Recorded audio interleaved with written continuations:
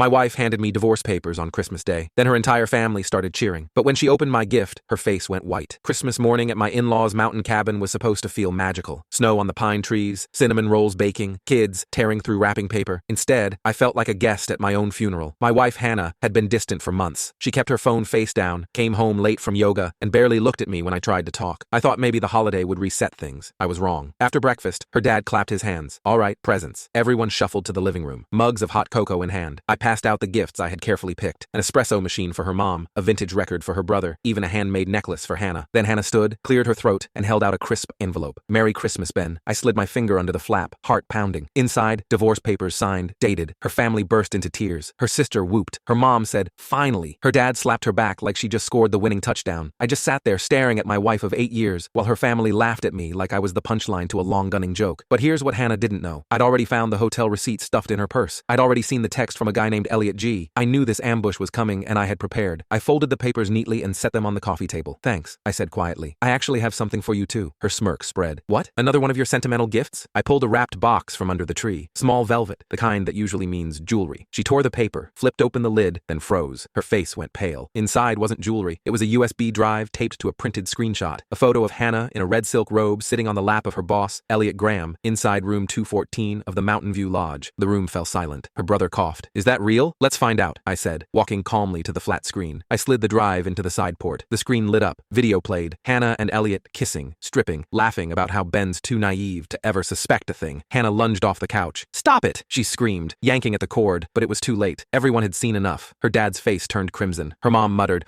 oh my God. Even her sister, who had just cheered my divorce, covered her mouth in shock. I turned back to Hannah, keeping my voice calm. You wanted to humiliate me in front of your family. Consider the tables turned. I reached into my coat and pulled out another envelope, dropping it on the coffee table. That's the finalized paperwork from my attorney. I filed last week citing adultery. The prenup you insisted on means you walk away with nothing. Her jaw fell open. You can't. I can't. And I did. The room was ice. No one defended her, not even her parents. Her dad finally whispered, you've shamed us. I grabbed my coat, nodded politely, and headed for the door. Merry Christmas, I said without looking back. By the time I reached my car, my phone buzzed. 5 missed calls, 3 frantic texts from Hannah. Please, we can talk. Don't do this. It was a mistake. But the truth was clear. The only mistake was trusting her. The fallout came fast. Elliot's wife got a copy of the video. She posted it on Facebook. Within days, Hannah lost her job at the firm. Elliot was forced to resign. Her parents stopped speaking to her. Her sister texted me privately. I'm sorry. We didn't know. She lied to us all. Weeks later, Hannah showed up at my new apartment, hollow-eyed, clutching a half-empty Starbucks cup. I lost everything, she whispered. Please, can we start over? I held the door half open. I hope you do start over, I told her, but without me. Then I shut the door, and that was the real gift. Not exposing her, not winning the legal battle, but walking away while her world collapsed, leaving me finally